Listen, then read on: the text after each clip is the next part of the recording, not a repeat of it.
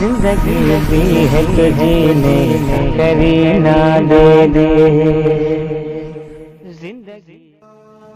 السلام علیکم ورحمۃ اللہ وبرکاتہ۔ نحمده ونصلی علی رسولہ الکریم، اما بعد فاعوذ باللہ من الشیطان الرجیم، بسم اللہ الرحمن الرحیم۔ اللہم ربنا انزل علینا مائدۃ من السماء تکون لنا عیدا لأولنا وآخرنا۔ صدق اللہ مولانا العظیم ونحن علی ذلک لمن الشاہدین والشاکرین فالحمد للہ رب العالمین۔ بآواز بلند درود پاک کا نذرانہ پیش کریں۔ اللہم صلی علی محمد وآلہ وبارک وسلم، صلاۃ و سلام علیک یا رسول اللہ صلی اللہ تعالی علیہ وسلم۔ قرآن کریم کی جو آیت کریمہ میں نے تلاوت کی ہے، 7ویں پارے کی آیت کریمہ ہے، 5واں رکوع ہے، اور اس کا سیدھا سادہ ترجمہ یہ ہے: اے اللہ، اے ہمارے رب، ہم پر آسمان سے ایک خوان اتار کہ وہ ہمارے لیے عید ہو، ہمارے اگلے اور پچھلوں کی۔ عیدین یعنی عید و بقر عید کی نماز واجب ہے، مگر سب پر نہیں، انہی پر جن پر جمعہ فرض ہے، اور اس کی ادائیگی کی وہی شرطیں ہیں جو جمعہ کے لیے ہیں۔ فرق صرف اتنا ہے کہ عیدین میں خطبہ سنت ہے اور جمعہ میں واجب۔ اگر جمعہ میں خطبہ نہ پڑھا تو جمعہ نہ ہوا، اور عیدین میں نہ پڑھا تو نماز ہو گئی مگر برا کیا۔ دوسرا فرق یہ ہے کہ عیدین کا خطبہ نماز سے قبل پڑھ لیا تو برا کیا، مگر نماز ہو گئی، لوٹائی نہیں جائے گی، اور خطبہ کا بھی اعادہ نہیں۔ اور عیدین میں نہ اذان ہے نہ اقامت، صرف 2 بار اتنا کہنے کی اجازت ہے: الصلاۃ جامعہ، الصلاۃ جامعہ۔ یہ بات در مختار عالمگیری میں موجود ہے۔ حضرات محترم، آئیے میں عرض کرتا چلوں، اور بھی انبیاء کرام دنیا میں تشریف لائے۔ علماء بیان فرماتے ہیں کہ 1,24,000 کم و بیش یا 2,24,000 کم و بیش انبیاء کرام علیہ السلام دنیا میں تشریف لائے۔ جب حضرت عیسیٰ روح اللہ علیہ السلام کے حواریوں نے کہا: اے اللہ کے رسول، آپ کا رب آپ کا سوال پورا کر سکتا ہے کہ آپ اس سے دعا فرمائیں کہ ہمارے لیے آسمان سے نعمت کا دسترخوان نازل فرمائے۔ وہ نعمت کا دسترخوان نازل کر سکتا ہے؟ سوال کیا تھا حواریوں نے حضرت عیسیٰ پیغمبر سے۔ تو حضرت عیسیٰ علیہ السلام نے یہ سن کر فرمایا: اللہ سے ڈرو، اگر تم ایمان رکھتے ہو تو آزمائش میں پڑنے کا سوال نہ کرو۔ رب تبارک و تعالی بڑی قدرت والا ہے۔ اگر نعمت کا دسترخوان اتار دیا گیا اور تم نے پھر بھی اسے نہ مانا تو تم پر عذاب نازل ہو جائے گا۔ حواریوں نے کہا کہ ہم بھوکے ہیں، اس میں سے کھانا بھی چاہتے ہیں، اور ہمارے دلوں کو اس پر اطمینان ہو جائے جس پر آپ ایمان لانے اور تصدیق کرنے کو کہتے ہیں، اور ہم کو معلوم ہو جائے کہ آپ نبوت و رسالت کے دعوے میں سچے ہیں، دوسرے لوگوں کے سامنے جا کر نعمت کے دسترخوان نازل ہونے کی گواہی بھی دیں گے۔ حضرت عیسیٰ پیغمبر بنی اسرائیل کو برابر معجزات دکھاتے رہے۔ معجزہ کسے کہا جاتا ہے؟ جو نبیوں سے صادر ہو اور انسانی عقلیں نہ سمجھ سکیں، اور کرامت اسے کہی جاتی ہے جو اللہ کے ولیوں سے ظاہر ہو اور انسانی ذہن و دماغ میں بات نہ بیٹھے کہ بھلا یہ کیسے ہو گیا، اسے کرامت کہا جاتا ہے۔ بنی اسرائیل کا انکار ہی کرتے رہے، معجزات کو بھی دیکھتے رہے، مگر انکار پہ انکار، اتباع اور تصدیق کی ان کو توفیق نہ ہوئی، یہاں تک کہ ایک دن ان حواریوں کے ساتھ 5000 جوان چلے اور انہوں نے حضرت عیسیٰ علیہ السلام سے دسترخوان کے نزول کی درخواست کی۔ اس وقت حضرت عیسیٰ علیہ السلام نے بارگاہ خداوندی میں اس طرح دعا کی، اے اللہ، اے ہمارے رب، ہم پر آسمان سے ایک خوان اتار کہ وہ ہمارے لیے عید ہو، ہمارے اگلے پچھلوں کی اور تیری طرف سے نشانی، اور ہمیں رزق دے، اور تو سب سے بہتر روزی دینے والا ہے۔ غنیت الطالبین میں یہ باتیں موجود ہیں۔ سب سے پہلی نماز عید الفطر کب ادا کی گئی؟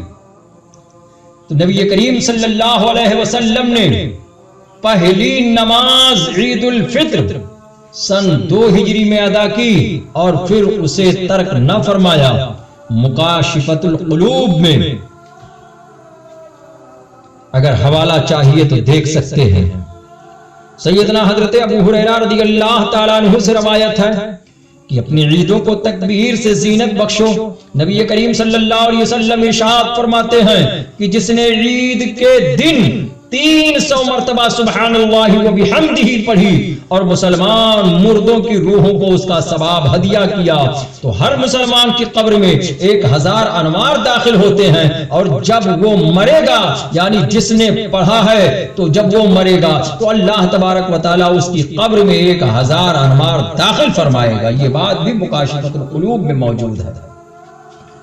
اور حضرت وہب بن منبع رضی اللہ تعالیٰ عنہ کا کہنا ہے کہ شیطان ہر عید پر نوحہ وہ جاری کرتا ہے اور تمام شیاطین اس کے گرد جمع ہو کر پوچھتے ہیں، میرے آقا آپ کیوں غضبناک ہیں اور اداس ہیں؟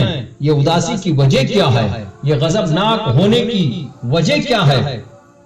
تو ابلیس کہتا ہے کہ اللہ تعالیٰ نے آج کے دن امت محمدیہ صلی اللہ علیہ وسلم کو بخش دیا، لہذا تم انہیں لذتوں اور خواہشات نفسانی میں مبتلا کرو۔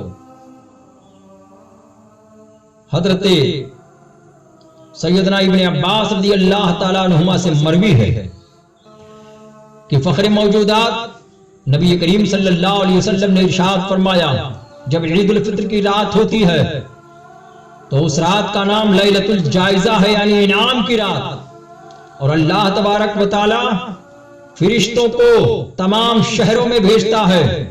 پورے روئے زمین پر فرشتے اتر کر تمام گلیوں راستوں کے سروں پر کھڑے ہو جاتے ہیں اور ایسی آواز سے پکارتے ہیں جس کو جنات اور انسان کے سوا ہر مخلوق سنتی ہے، اے محمد صلی اللہ علیہ وسلم کی امت، اس رب کریم کی بارگاہ میں چلو جو بہت زیادہ عطا کرنے والا ہے، بڑے سے بڑے قصور کو معاف فرمانے والا ہے۔ پھر جب لوگ عیدگاہ کی طرف نکلتے ہیں تو اللہ تبارک و تعالی فرشتوں سے دریافت فرماتا ہے، کیا بدلہ اس کا مزدور کا جو اپنا کام پورا کر چکا ہو؟ فرشتے عرض کرتے ہیں، پروردگار عالم، اے میرے معبود، اے میرے مالک، اس کا بدلہ یہی ہے کہ اس کی مزدوری پوری کی پوری دے دی جائے۔ تو اللہ تبارک و تعالیٰ کا ارشاد پاک ہوتا ہے، اے میرے فرشتوں، میں تمہیں گواہ بناتا ہوں، میں نے ان کو رمضان کے روزوں اور تراویح کے بدلے میں اپنی رضا اور مغفرت عطا کر دی۔ اور بندوں سے خطاب فرماتا ہے، اے میرے بندو، مجھ سے مانگو، میری عزت کی قسم، میرے جلال کی قسم، آج کے دن اس اجتماع میں مجھ سے اپنی آخرت کے بارے میں جو سوال کرو گے میں تمہاری مصلحت پہ نظر کروں گا۔ میری عزت کی قسم، جب تک تم میرا خیال رکھو گے میں تمہاری غلطیوں کو چھپاتا رہوں گا۔ آج یہی وجہ ہے کہ ہم در بدر ٹھوکریں کھا رہے ہیں، ہم مسجدوں سے کتنے دور ہوتے ہوئے چلے گئے تھے، ہم قرآن کی تلاوت سے کتنے دور ہوتے ہوئے نظر آ رہے تھے۔ حضرات محترم، آج دیکھا جا رہا ہے کہ گھروں میں قرآن کریم کا نسخہ رکھا ہوا ہے، مگر میری ماں بہنیں ہیں، میرے نوجوان ہیں، مہینہ گزر جاتا ہے، ہفتہ گزر جاتا ہے، 6 مہینے گزر جاتے ہیں، مگر قرآن کو ہاتھ لگانے کی توفیق نہیں ہوتی۔ اے مسلمانوں، اب بھی وقت ہے، توبہ کا دروازہ کھلا ہے، اپنے رب کی بارگاہ میں گریہ وزاری کرو، اور یہ موبائلوں کو دیکھ کر تمہیں ثواب نہ مل پائے گا۔ یہ جو دنیا کے لہو العلم میں پڑے ہوئے ہو، دنیا کی خبروں کو صرف دیکھنے میں ہی کامیابی نہیں ہے، بلکہ قرآن کریم کی تلاوت کرو اور رب تبارک و تعالیٰ کی بارگاہ میں توبہ استغفار کرو کہ اے پروردگار عالم میرے تمام گناہوں کو بخش دے اور ہمیں عزت و وقار عطا فرما دے۔ میری عزت کی قسم، میرے جلال کی قسم، میں تمہیں مجرموں کے سامنے رسوا اور فضیحت نہ کروں گا۔ یہ رب تبارک و تعالیٰ کا ارشاد گرامی ہے۔ اے میرے بندو، جب تم مجھے یاد کرو گے تو میرے جلال کی قسم میں تمہیں مجرموں کے سامنے رسوا اور فضیحت نہ کروں گا۔ بس اب بخشے بخشائے اپنے گھروں کو لوٹ جاؤ، تم نے مجھے راضی کر دیا اور میں تم سے راضی ہو گیا۔ بس فرشتے اس اجر و ثواب کو دیکھ کر خوشیاں مناتے ہیں جو اس امت کو افطار یا عید کے دن ملتا ہے۔ سیدنا حضرت انس رضی اللہ تعالی عنہ سے روایت ہے کہ رسول عربی حضور صلی اللہ تعالی علیہ وسلم نے ارشاد فرمایا کہ شب قدر حضرت جبریل امین ملائکہ کی ایک جماعت کے ساتھ آتے ہیں اور اس شخص کے لیے جو کھڑے یا بیٹھے اللہ کا ذکر کر رہا ہے، قرآن کی تلاوت کر رہا ہے، نمازیں ادا کر رہا ہے، درود پاک کا ورد کر رہا ہے، ذکر و تسبیح پڑھ رہا ہے اور عبادت میں مشغول ہے، اس کے لیے دعائے رحمت کرتے ہیں۔ اور جب عید الفطر کا دن ہوتا ہے تو رب تبارک و تعالیٰ کی بارگاہ میں وہ فرشتے عرض کرتے ہیں، پروردگار میرے معبود، فلاں بندے نے تیری بارگاہ میں دعا کی ہے گناہوں کی مغفرت کے لیے، اپنی بخشش کے لیے۔ تو رب تبارک و تعالی کا ارشاد پاک ہوتا ہے، اپنے فرشتوں کے سامنے اپنے بندوں کی عبادت پر فخر فرماتا ہے، اس لیے کہ انہوں نے آدمیوں پہ تان کیا تھا۔ اللہ تعالیٰ فرشتوں سے دریافت فرماتا ہے، میرے فرشتوں، اس مزدور کا جو اپنی خدمت پوری ادا کر دے کیا بدلہ ہے؟ وہ عرض کرتے ہیں، اے میرے پاک پروردگار عالم، اے میرے معبود، اس کا بدلہ یہی ہے کہ اس کی اجرت پوری دے دی جائے۔ اللہ تعالیٰ ارشاد فرماتا ہے، اے میرے فرشتوں، میرے غلاموں نے، میرے بندوں نے میرے فریضہ کو پورا کر دیا، پھر دعا کے ساتھ چلتے ہوئے یعنی عیدگاہ کی طرف نکلے ہیں۔ میری عزت کی قسم، میرے جلال کی قسم، میری بخشش کی قسم، میرے علو و شان کی قسم، میرے بلندی مرتبہ کی قسم، میں ان لوگوں کی دعا ضرور قبول کروں گا۔ پھر ان لوگوں کو خطاب فرما کر کے ارشاد ہوتا ہے کہ جاؤ، تمہارے گناہ معاف فرما دیے گئے اور تمہاری برائیوں کو نیکیوں سے بدل دیا گیا۔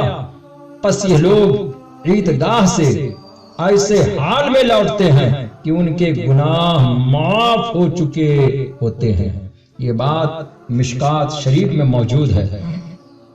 اور حضرت وہب بن منبع رضی اللہ تعالیٰ عنہ سے مروی ہے کہ اللہ تبارک و تعالیٰ نے جب عید الفطر کے دن جنت کو پیدا فرمایا اور درخت طوبہ عید الفطر کے دن بویا، حضرت جبریل علیہ السلام کا وحی کے لیے عید الفطر کے دن انتخاب کیا اور فرعون کے جادوگروں کی توبہ بھی اللہ تبارک و تعالیٰ نے عید الفطر کے دن قبول فرمائی۔ اے میری ملت کے نوجوانوں، سنو، آؤ دیکھو، حضرت عمر رضی اللہ تعالیٰ عنہ نے عید کے دن اپنے بیٹے کو پرانی قمیض پہنے دیکھا تو رو پڑے اور فرماتے ہیں، بیٹے، یہ تمہارے جسم پہ پرانی قمیض ہے، ابا جان آپ کس لیے روتے ہیں؟ اس بیٹے نے کہا، اے میرے والد مکرم، آپ کیوں رو رہے ہیں میری پرانی قمیض کو دیکھ کر کے؟ تو حضرت عمر رضی اللہ تعالیٰ عنہ نے فرمایا میرے بیٹے میرے لاڈلے مجھے اندیشہ ہے کہ آج عید کے دن جب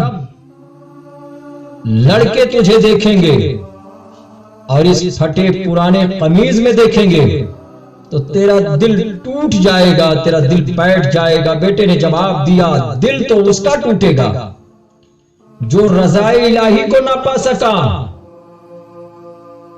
دل اس کا ٹوٹے گا جو ماں باپ کا نافرمان اولاد ہے، دل اس کا ٹوٹے گا جس نے ماں باپ کی نافرمانی کی ہو۔ اور مجھے امید ہے کہ آپ کی رضامندی کے طفیل اللہ تبارک و تعالی بھی مجھ سے راضی ہوگا۔ یہ سن کر حضرت عمر رضی اللہ تعالیٰ عنہ رو پڑے، بیٹے کو گلے لگایا اور اس کے لیے دعا فرمائی۔ آئیے میں عرض کرتا چلوں، ایک عید حضرت ابراہیم علیہ السلام کی قوم کے لیے تھی جس کا ذکر اللہ تبارک و تعالی نے اس طرح فرمایا، فنظر نظرة في النجوم فقال انی سقیم۔ حضرت ابراہیم علیہ السلام نے ستاروں پر نظر ڈالی اور کہا کہ میری طبیعت خراب ہے۔ اس کی تفصیل یہ ہے کہ حضرت ابراہیم علیہ السلام کی قوم کی عید کا دن تھا، وہ لوگ عید منانے کے لیے شہر سے باہر نکلے۔ حضرت ابراہیم علیہ السلام کا مذہب ان کے مذہب سے بالکل الگ تھلگ تھا۔ آپ ان لوگوں کے ساتھ عید منانے نہیں گئے اور بیمار بن گئے۔ جب لوگ شہر کے باہر چلے گئے تو آپ نے تیشا اٹھایا اور ان کے بتوں کو توڑ ڈالا۔ اس کے بعد تیشا یعنی کلہاڑی کو بڑے بت کے کاندھے پر رکھ دیا۔ جب قوم ابراہیم واپس آئی تو اس نے بتوں کی حالت دیکھی۔ انہوں نے حضرت ابراہیم علیہ السلام سے پوچھا ہمارے بتوں کے ساتھ یہ سلوک کس نے کیا؟ تو حضرت ابراہیم علیہ السلام کو اپنے رب کی عزت کی خاطر جوش آیا، اس لیے کہ انہوں نے غصہ میں تمام بتوں کو توڑ ڈالا اور رب العالمین کی محبت میں اپنی جان کو خطرے میں ڈالا۔ اس کے صلے میں رب العالمین نے آپ کو اپنی دوستی سے نوازا، ان کے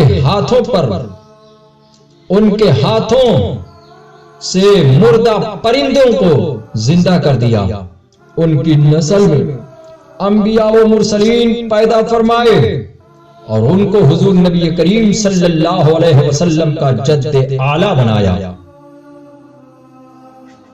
عید کی خوشی منانے میں مومن اور کافر دونوں شریک ہیں، یعنی کافر بھی اپنے طریقے سے عید کی خوشی مناتا ہے، مومن بھی، لیکن کافر کی عید شیطان کی خوشنودی کے لیے ہے اور مومن کی عید اللہ تبارک و تعالیٰ کی رضا کے لیے ہے۔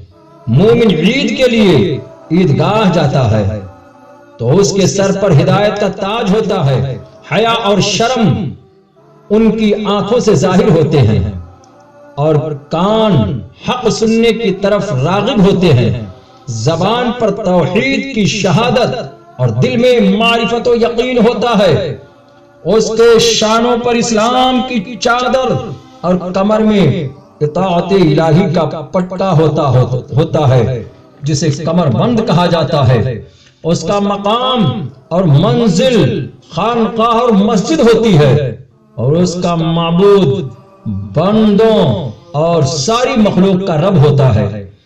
وہ اسی کے سامنے گڑ گڑاتا ہے، اسی سے مانگتا ہے، اللہ تبارک و تعالیٰ کی عطا اور بخشش اس کی پذیرائی کرتی ہے، اسے مقام عزت عطا فرمائے گا، رب تبارک و تعالیٰ اسے جنت میں داخل فرمائے گا۔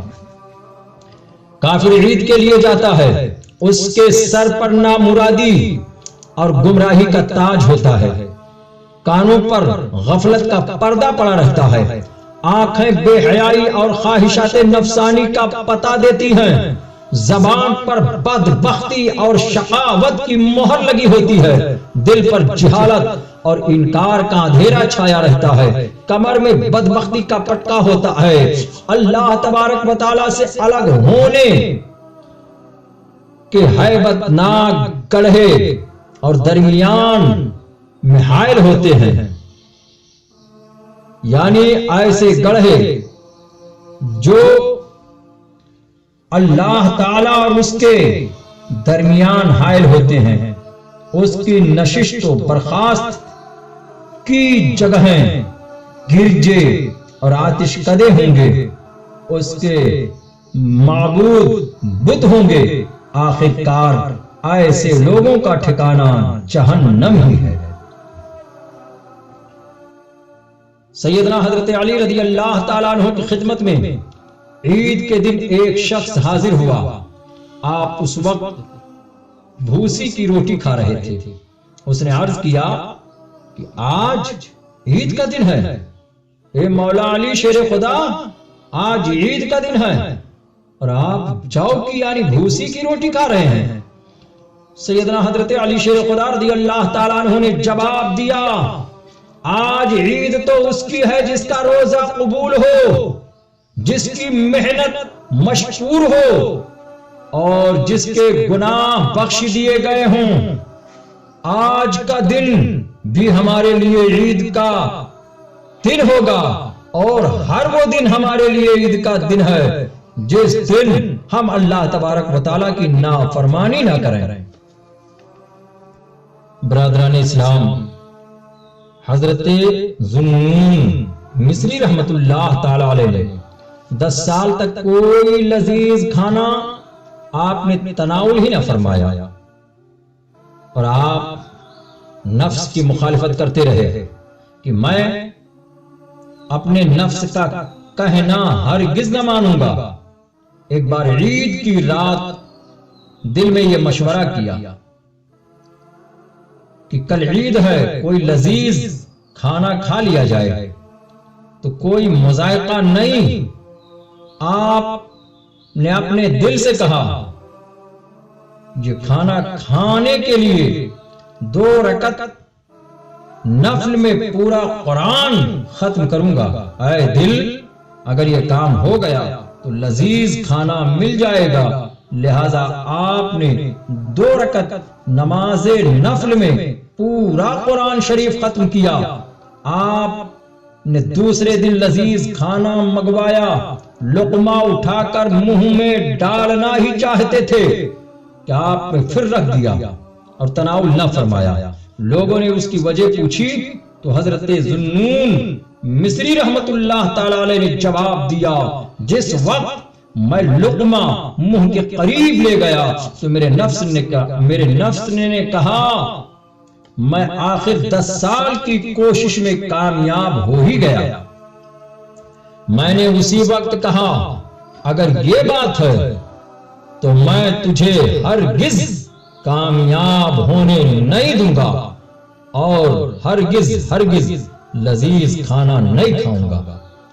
اتنے میں ایک شخص لذیذ کھانے کا طبق یعنی بڑی رکابی اٹھائے ہوئے لا کر کے آپ کی بارگاہ میں حاضر ہوا اور عرض کیا یہ کھانا میں نے اپنے لیے رات کو تیار کیا تھا، رات کو جب سویا تو نبی کریم صلی اللہ علیہ وسلم کی زیارت سے مشرف ہوا۔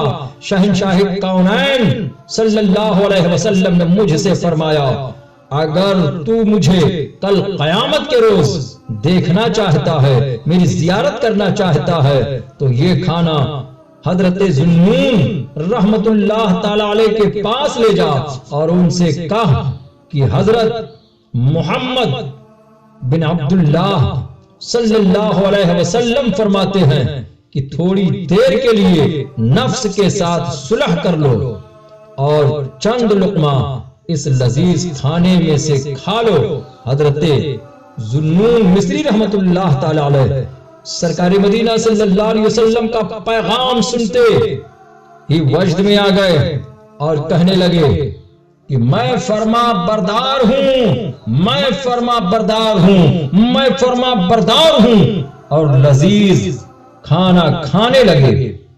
اسی کو تو اعلی حضرت مجدد دین و ملت فاضل بریلوی رحمت اللہ علیہ فرماتے ہیں، رب ہے معطی، یہ ہے قاسم، رزق اس کا ہے، کھلاتے یہ ہے۔ میری ملت کے نوجوانوں، آؤ خلیفہ دوم سیدنا فاروق اعظم رضی اللہ تعالیٰ عنہ کی خدمت میں صحابہ کرام اور آپ کے کچھ ساتھیوں نے حاضر ہو کر کے دیکھا کہ خلیفہ وقت حضرت فاروق اعظم رضی اللہ تعالیٰ عنہ دروازہ بند کر کے رو رہے ہیں۔ لوگوں نے حیران ہو کر عرض کیا، یا امیر المومنین، آج تو خوشی منانا چاہیے، پھر یہ رونے کا سبب کیا ہے؟ حضرت سیدنا فاروق اعظم رضی اللہ تعالیٰ عنہ نے فرمایا، اے لوگو، یہ عید کا دن بھی ہے اور وعید کا دن بھی۔ آج جس کی نماز روزے قبول ہو گئے یقیناً اس کے لیے عید ہے، لیکن آج جس کی نماز روزے قبول نہ ہوئے، اس کے منہ پہ مار دیے گئے ہوں، تو اس کے لیے آج وعید کا دن ہے۔ میں اس خوف سے رو رہا ہوں کہ مجھے معلوم نہیں کہ میں مقبول ہوں یا رد کر دیا گیا ہوں۔ میری ملت کے نوجوانوں، دیکھو، یہ صحابی ہیں اور سرکار کے دوسرے خلیفہ بھی ہیں، مگر رب تبارک و تعالیٰ کا خوف ایسا ہے کہ رب کی بڑائی بیان کرتے ہیں، رب کی بارگاہ میں روتے اور گریہ وزاری کرتے ہیں، اور لوگوں کے درمیان فرماتے ہیں کہ اس لیے میں رو رہا ہوں کہ پتہ نہیں رب تبارک و تعالیٰ نے میری عبادتوں کو، میرے روزوں کو اپنی بارگاہ میں قبول کیا ہو یا نہ قبول کیا ہو۔ حضرات محترم، ان باتوں سے ہمیں اور آپ کو سبق ملتا ہے۔ امیر المومنین سیدنا فاروق اعظم رضی اللہ تعالیٰ عنہ کا مقام بڑا عظیم الشان ہے۔ اللہ جل شانہ نے ارشاد فرمایا، موعدکم یوم الزینہ، یعنی مقابلہ کا مقرر شدہ دن تمہارے لیے زینت کا دن ہے۔ یوم زینت کہنے کی وجہ تسمیہ یہ بیان کی گئی ہے کہ اللہ تبارک و تعالی نے بنی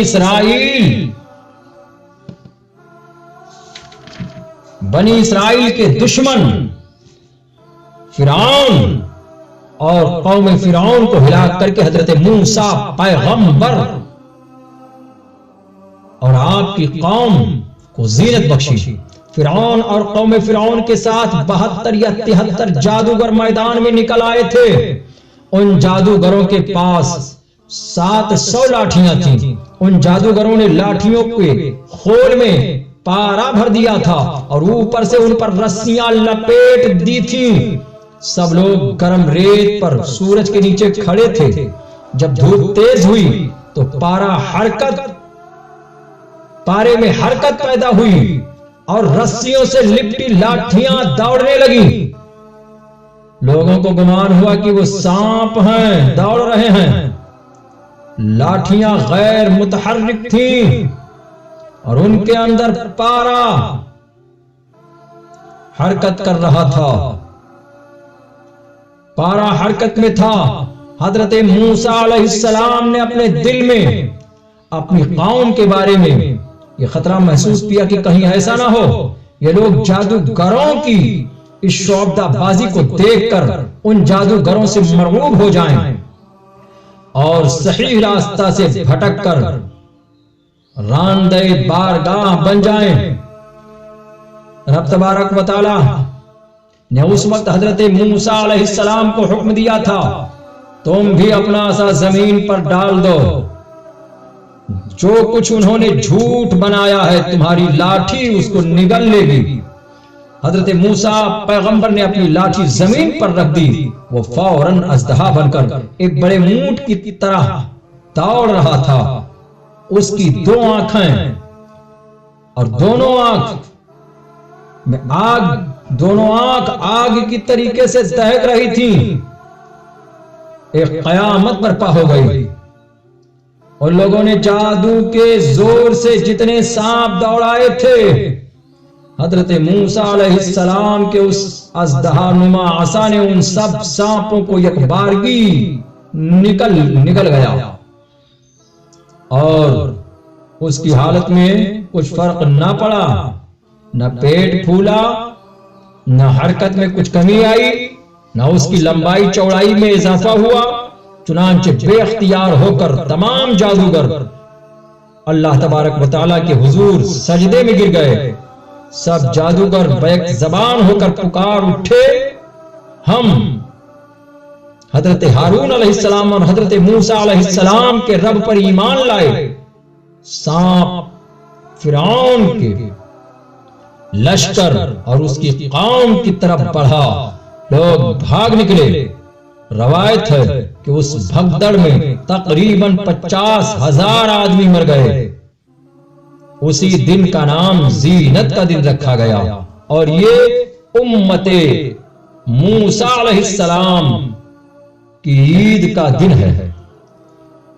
پیرانے پیر روشن ضمیر سیدنا شیخ عبد القادر جیلانی محی الدین بغدادی رضی اللہ تعالیٰ عنہ ارشاد فرماتے ہیں، عید کے متعلق آپ نے فرمایا، عید میں عمدہ لباس پہننے، عمدہ اور لذیذ کھانا کھانے، حسین عورتوں سے معانقہ کرنے اور لذت و شہوت سے لطف اندوز ہونے سے عید نہیں ہوتی، بلکہ مسلمانوں کی عید تو طاعت و بندگی کی علامت ظاہر ہونے سے، گناہوں اور خطاؤں سے دور رہنے سے، گناہوں کے بدلے نیکیوں کے حصول سے، درجات کی بلندی کی بشارت سے، اللہ تبارک و تعالیٰ کی طرف سے خلعتیں، بخششیں اور کرامتیں حاصل ہونے سے، نور ایمان سے سینہ منور ہونے سے، قوت یقین اور دوسری نمایاں علامات کے سبب دل میں سکون پیدا ہو جانے سے،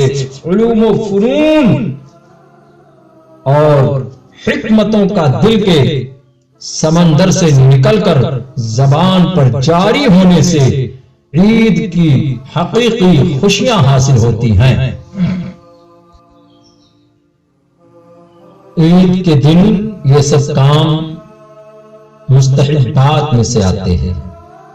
نمبر 1 حجامت بنوانا، نمبر 2 ناخن ترشوانا، نمبر 3 غسل کرنا، نمبر 4 اچھے کپڑے پہننا، نیا ہو تو نیا ورنہ صاف ستھرا کپڑا پہننا، نمبر 5 مسواک کرنا، نمبر 6 انگوٹھی پہننا، نمبر 7 خوشبو لگانا، نمبر 8 صبح کی نماز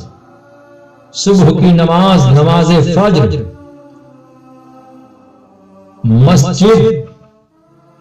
مسجد محلہ میں یعنی اپنے محلے کی مسجد میں پڑھنا، نمبر 9 عیدگاہ جلد جانا، نمبر 10 نماز سے پہلے صدقے فطر ادا کرنا،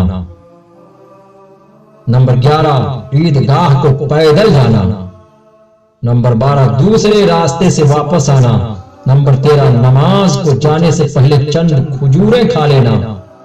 کھجوریں طاق ہوں، اگر کھجوریں نہ ہوں تو کوئی میٹھی چیز کھا لے. نماز سے پہلے کچھ نہ کھایا تو گنہگار نہ ہوا، مگر رات تک نہ کھایا تو عتاب کیا جائے گا.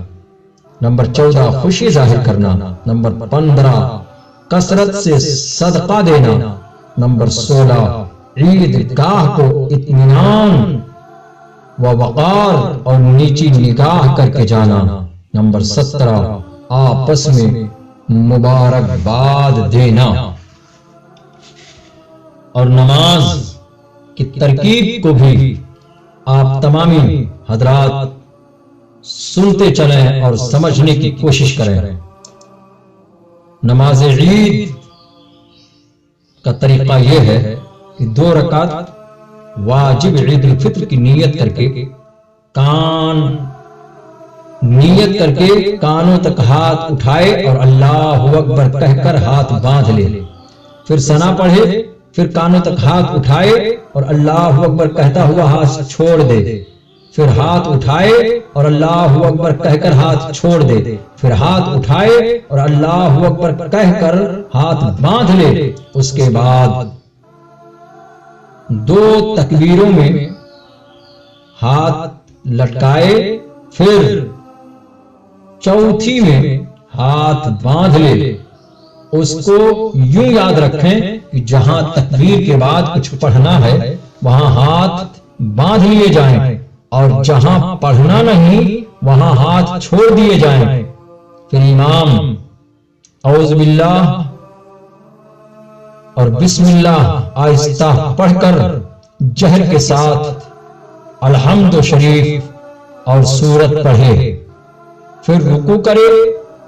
دوسری رکعت میں پہلے الحمد اور سورت پڑھے، پھر 3 بار کان تک ہاتھ لے جا کر اللہ اکبر کہے اور ہاتھ نہ باندھے، اور چوتھی بار بغیر ہاتھ اٹھائے اللہ اکبر کہتا ہوا رکوع میں جائے۔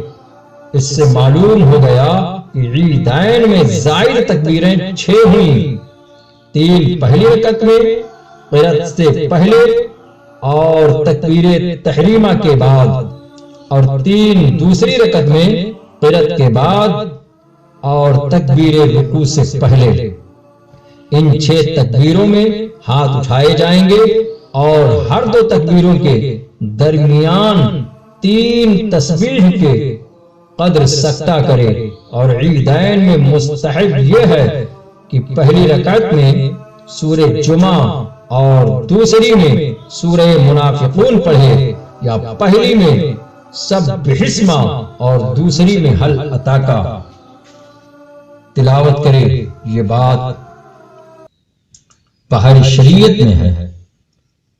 صدقہ فطر واجب ہے۔ نبی کریم صلی اللہ علیہ وسلم نے ایک شخص کو بھیجا کہ مکہ کے اونچوں میں گلیوں میں جا کر کے اعلان کر دے کہ صدقہ فطر واجب ہے۔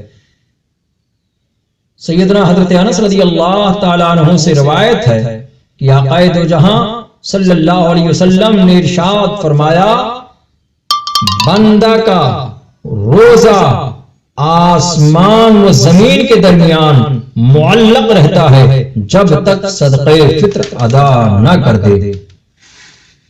باتیں ابھی بہت ساری ہیں مگر وقت بھی بہت زیادہ ہو چکا ہے، اس لیے گفتگو کو میں یہیں پہ ختم کرتا ہوں، اور آپ تمامی حضرات